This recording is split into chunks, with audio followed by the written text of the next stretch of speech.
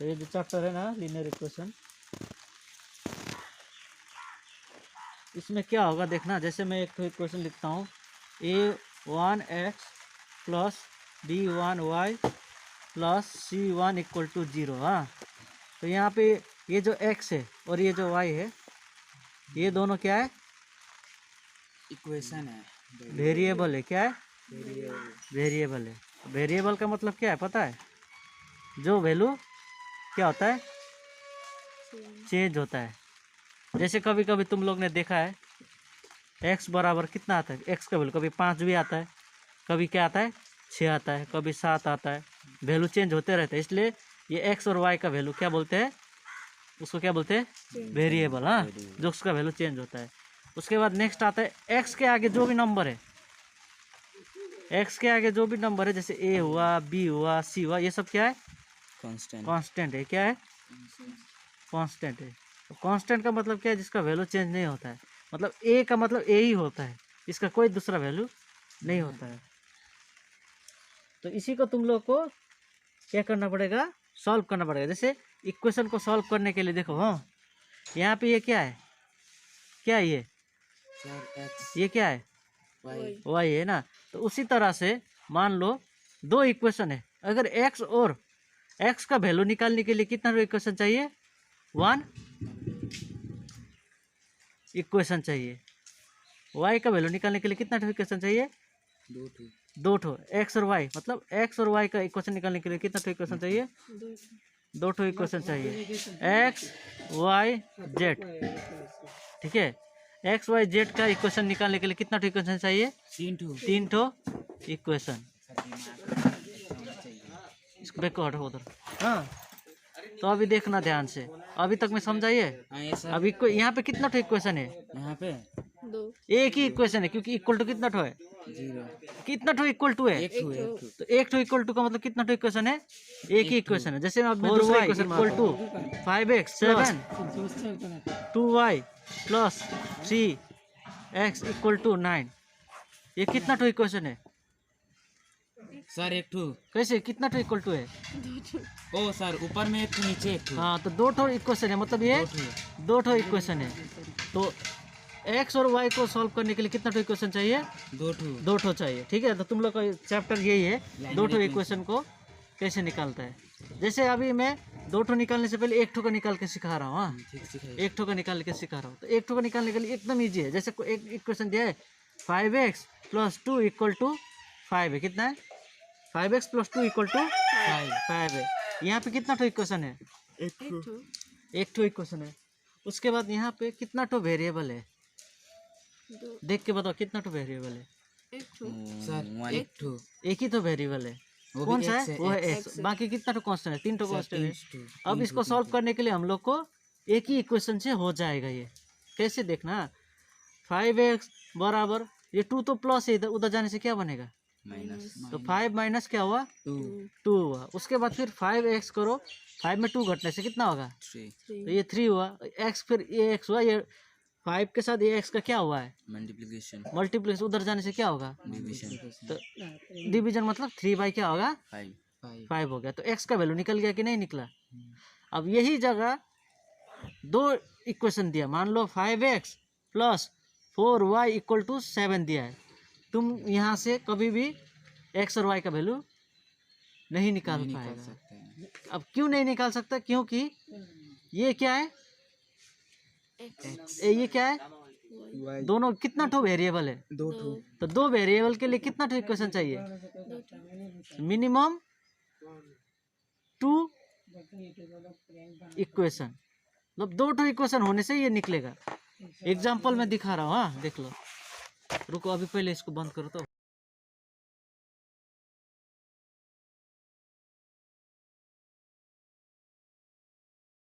Page number 239 का है, ठीक है। एग्जाम्पल नंबर 2, ठीक है। अब इसमें क्या है? एग्जाम्पल नंबर 2 में find the value of p लिखा है। क्या है? Find the value of p for which the equation, ये इक्वेशन कितना दिया है? 3x 3x minus 4y equal to 1 comma 9x plus P Y equal to 2। दोनों से p का वैल्यू निकालना है, दोनों से क्या का वैल्यू निकालना है, p का वैल्यू निकालना है। तो उसके लिए देखो यहाँ पे क्या है, ये क्या है, ये भी क्या है, x के आगे क्या है इतने यहाँ पे कांस्टेंट ए है 9 है, 9 ये क्या है 3 x के आगे यहाँ 3 है, यहाँ क्या है 9 है। तो क्या करना है तुम लोगों को, एकदम सिंपल टेक्निक, 3 डिवाइडेड बाय क्या करना है 9 करना है। उसके बाद फिर क्या करना है तुम्हारा नॉट इक्वल टू करना है a1 x plus b1 y plus c1 equal to 0 है जी। और एक इक्वेशन है a2 x plus b2y plus c2 equal to 0 है, ठीक है जी। ये एक तो इक्वेशन है, ये दूसरा इक्वेशन है जी। उसके बाद a1 बाई a2 एक रेशियो है, क्या है a1 बाई a2 एक रेशियो है, और दूसरा रेशियो है b1 बाई b2, ये दूसरा रेशियो है। अब तुम लोग को यही सीखना है। अब तुम लोगों को क्या बोलेगा, अगर फर्स्ट नंबर कंडीशन क्या है, क्या है 1 सेट ऑफ सॉल्यूशन, खाली एक ही सॉल्यूशन निकले, इन दोनों का एक ही सॉल्यूशन निकलेगा, तब कंडीशन क्या होगा a1 बाई a2 होगा not equal to b1 by b2। ये फर्स्ट वो तुम्हारा है, ठीक है, समझा। खाली एक ही सॉल्यूशन निकलेगा तो a1 बाई a2 कभी b1 बाई b2 के बराबर नहीं होगा। नेक्स्ट है तुम्हारा मेनी सेट ऑफ सॉल्यूशन हो जाए, क्या many set of solution. Many set का मतलब बहुत ज़्यादा सॉल्यूशन आए, तब कंडीशन क्या रहेगा, यहाँ पे और एक ठो रेशियो है c1 बाई c2, ये एक ठो और एक ठो रेशियो, 3 ठो रेशियो है। तो क्या होगा मेनी सेट ऑफ सॉल्यूशन, मतलब बहुत ज़्यादा सॉल्यूशन आएगा, तब क्या होगा, तब होगा तुम्हारा a1 by a2 equal to b1 by b2 equal to c1 by c2 होगा। तो जब भी तुम लोग को क्वेश्चन में दिया रहेगा वन सेट ऑफ सोल्यूशन होगा या मेनी सेट ऑफ सोल्यूशन, जैसे कि यहाँ देख लेना, हाँ तुम लोग का पेज नंबर कितना 239 में दिखा है, देखो यहाँ पे 239 में दिखा हुआ ऑलरेडी, हैव ओनली क्या लिखा है, यहाँ क्या लिखा है only one set of solution. जब एक ही सॉल्यूशन हुआ तो क्या आ रहा है, नॉट इक्वल टू आ रहा है ना, ठीक है। जब क्वेश्चन में ऑलरेडी लिखा रहेगा have only one set of solution, तो क्या होगा नॉट इक्वल टू होगा, ठीक है। ये हो गया तुम्हारा मेनी सेट ऑफ सॉल्यूशन। अब नंबर 3 में क्या है, ध्यान से सुनना, इधर आ रहा है, चेक करना। नंबर 3 में क्या है,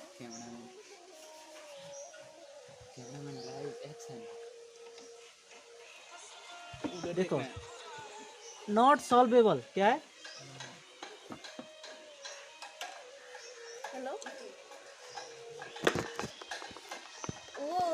नॉट सॉल्वेबल, मतलब सॉल्व नहीं होगा उसका, प्लस क्या है उसका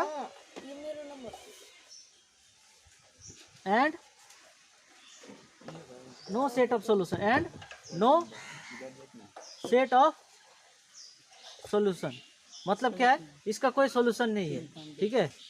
तो नॉट सॉल्वेबल का मतलब सॉल्व नहीं होगा वो, और उसका कोई सॉल्यूशन भी नहीं है। तो उसका इक्वेशन कैसे बनेगा, ध्यान से सुनना।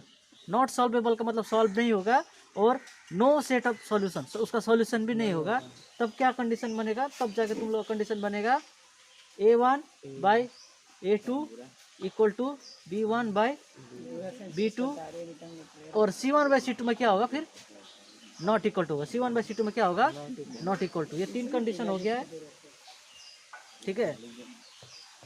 उसके बाद देखते हैं नेक्स्ट, अभी स्टार्ट कर दिया। तो इसका मतलब क्या, तुम लोग का 3 ठो सॉल्यूशन बनेगा। पहले बनेगा a1 by a2 not equal to b1 by b2, ये फर्स्ट इक्वेशन चांसेस होगा, या फिर ये बनेगा तीनों बराबर, या फिर दोनों बराबर और एक अनइक्वल होगा, तो अभी देखो कुछ प्रॉब्लम देखना क्वेश्चन का, कुछ क्वेश्चन का वो देखना। जैसे क्वेश्चन में क्या दिया है, ठीक है, जैसे यहाँ पे क्वेश्चन दिया है तुम लोग का, ओ सर कुछ समझ नहीं आ तुम रहा समझ रहा है, बस तुम समझ रहा है, बस छोड़ दो उसको, वो ध्यान से नहीं दे रहे तो कहाँ से समझेगा। देखो ना यहीं दे रहा हो तब तो समझेगा। यहाँ बैठ वही तो कैमरामैन खड़ा है। यहाँ देखो, अरे नहीं करे, फेस रिवील नहीं होगा। फर्स्ट क्वेश्चन क्या है ये, 3x minus 4y equal to 1 है, उसके बाद 9x plus P Y equal to क्या है 2 है, और क्या लिखा है वो ओनली है वन सेट ऑफ सॉल्यूशन। क्या बोला है, वन सेट ऑफ सॉल्यूशन। तो पहले बोला था हम लोग को इसका क्या है, वन सेट ऑफ सॉल्यूशन है। तो वन सेट ऑफ सॉल्यूशन के लिए ऑलरेडी क्या डिस्कस किया है, देखो वन सेट ऑफ सॉल्यूशन के लिए क्या होगा, a1 by a2 not equal to b1 by b2। तो देखो यहाँ पे a1 का वैल्यू कितना है, 3 है, a2 का वैल्यू कितना है राजू सर? a2 का वैल्यू कितना है, a2 का value b1 by b2। a2 का वैल्यू 9 है ना, 9 है। 9 नॉट इक्वल टू b1 का वैल्यू कितना है, टाइम लगेगा। हाँ -4 है, ये क्या आगे -4 हुआ, और b2 का वैल्यू कितना है p, तो ये हुआ, ये समझा कि नहीं समझा। अब देखो, हाँ अभी देखो,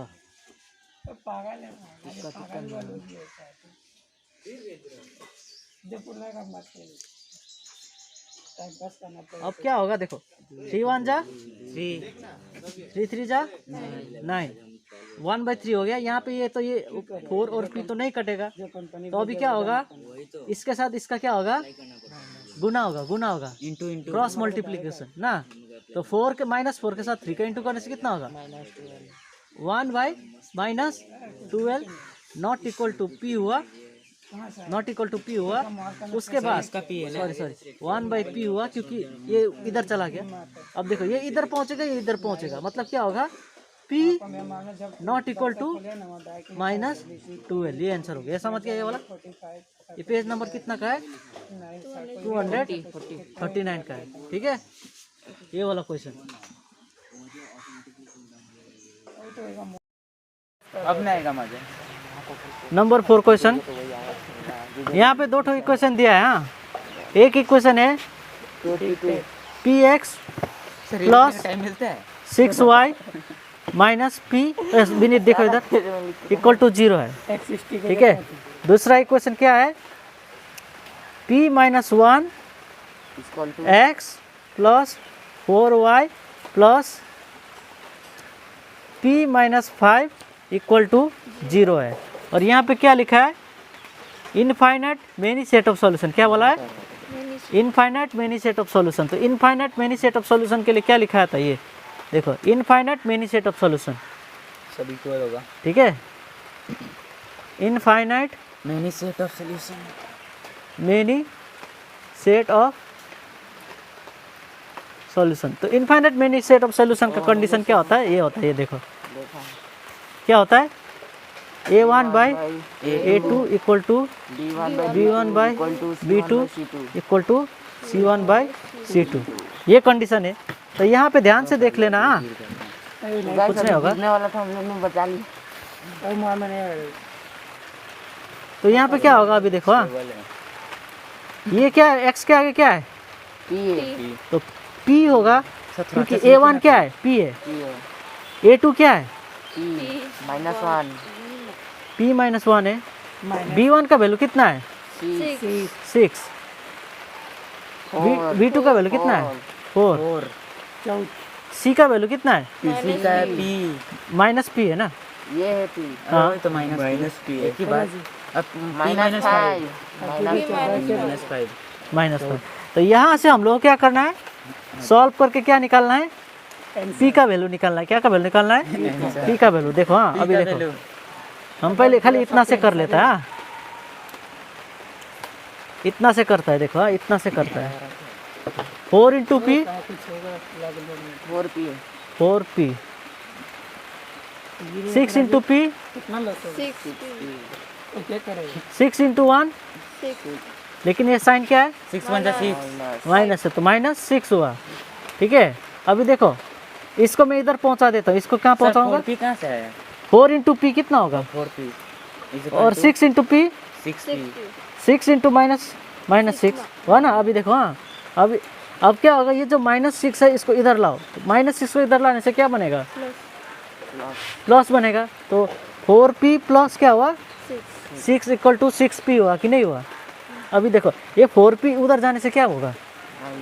हाँ तो सर ये समझ उधर जाने से क्या होगा, इधर जाने से क्या होगा? अभी एक करा के समझा दीजिए ना, नहीं पता हमको। क्या बता रहा हूँ, देखो क्या होता है इधर? अरे इधर प्लस है तो उधर जाने से माइनस होगा, उधर आने से उधर से इधर आने से साइंस, खाली बस इतना समझो, प्लस होने से माइनस होगा। यहाँ प्लस होता तो ये माइनस हाँ। माइनस होता तो प्लस होता। खाली साइन चेंज हो जाएगी, इसका साइन कुछ भी नहीं है मतलब ये प्लस है, इसका साइन कुछ भी नहीं है मतलब क्या है? प्लस है। कौन सा मैथ है? 9 का है। हाँ रे, तो ये देखो ये इधर जाएगा तो क्या होगा? माइनस होगा। माइनस होगा। तो 6 बराबर 6p माइनस 4p हुआ। 6 बराबर क्या हुआ? 6p, ये माइनस 4p हुआ। अब 6 का 6 हुआ, 6p में से 4p घटने से कितना होगा? सर 2p हाँ, तो 2p हुआ, 2p हुआ। अब ये जो 2 है p के साथ क्या हुआ है? मल्टीप्लिकेशन तो इधर जाने से क्या होगा? गुना हुआ है, तो उधर जाने से क्या होगा? डिवीजन। भागा होगा। तो 6 डिवाइड होगा। हाँ ऐसे बोलेंगे। 6 डिवाइडेड बाय क्या होगा? 2 इक्वल टू p हुआ। तो 2 1 2, 2 3 6, तो 3 बराबर कितना आया? p, मतलब p बराबर कितना आया? 3। ये वाला में ठीक है। हो गया हो गया। तो x बराबर 3t है, y बराबर 2t minus 2t by 3 minus 1, then find the value of t for which x बराबर 3y है। तो क्या करना है इसके लिए हम बता रहे हैं, ठीक है। तो क्या दिया है यहाँ पे? सबसे पहले क्या दिया है? x के बदले में तुम क्या डाल सकते हो? x के बदले में क्या डाल सकते हो? 3y डाल सकते हो, ठीक है। तो अब ध्यान से सुनना, x के बदले में तुम 3y डाल सकते हो। तो अभी क्या करो, ये जो क्वेश्चन है 3t है ना, 3t बराबर क्या लिखा है यहाँ पे? x बराबर 3t, तो हाँ x बराबर 3t है। उसके बाद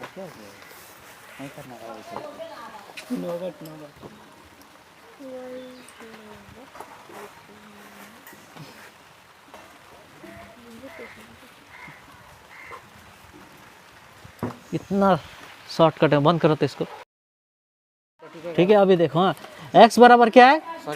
3y है। तो x बराबर 3, y का मतलब क्या है? y का मतलब क्या है? 2t by 3 minus 1। तो ब्रैकेट डाल के y का मतलब है 2t बाई 3 माइनस क्या हुआ? 1 हुआ। अब इसके बाद क्या करना है? इसको गुना करना है, इसको क्या करना है? मल्टीप्लिकेशन करना है। तो जब भी मल्टीप्लिकेशन होगा 3 into 2t by 3 minus 3 into 1 3 होगा। देखो जब भी ये 3 मल्टीप्लिकेशन होगा, ध्यान से सुनना, जब भी 3 मल्टीप्लिकेशन होगा इसके साथ भी होगा, इसके साथ भी होगा। जब भी ये 3 गुना होगा इसके साथ भी गुना होगा, नहीं क्या करना है सर? देखिए क्या कर रहा है, इसके साथ भी होगा। जब भी गुना करेगा इसके साथ भी होगा, इसके साथ भी होगा, तो दोनों के साथ हो गया। तो ये और ये क्या हो गया? कट गया। तो x बराबर क्या आया? 2t माइनस 3 आया। x बराबर कितना आया? 2t minus 3। उसके बाद देखो x का, हाँ ये नहीं समझा? देखो ये 3 दोनों के साथ गुना होगा, तो 3 इंटू 2 कितना होगा? 3 इंटू 2 हुआ 60। 3 इंटू 2 हुआ माइनस 3 इंटू 1 कितना होगा? 3। उसके बाद ये 3 और ये 3 कट के 2t बन गया, माइनस क्या ये 3 है।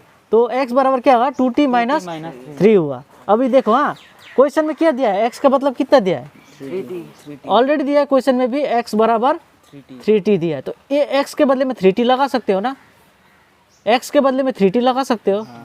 तो 3t बराबर 2t माइनस 3, क्योंकि x के मतलब क्या दिया है? 3t दिया है। सर इसका 2t ना? हाँ x का मतलब कितना दिया है? 3t दिया है। तो ये 3t हुआ, ये 2t इधर आने से क्या होगा? हाँ -2t। तो 3t minus 2t equal to -3 हुआ। उसके बाद 3t में से 2t घटने से कितना होगा? t होगा, इक्वल टू कितना होगा? -3। तो यही होगा आंसर।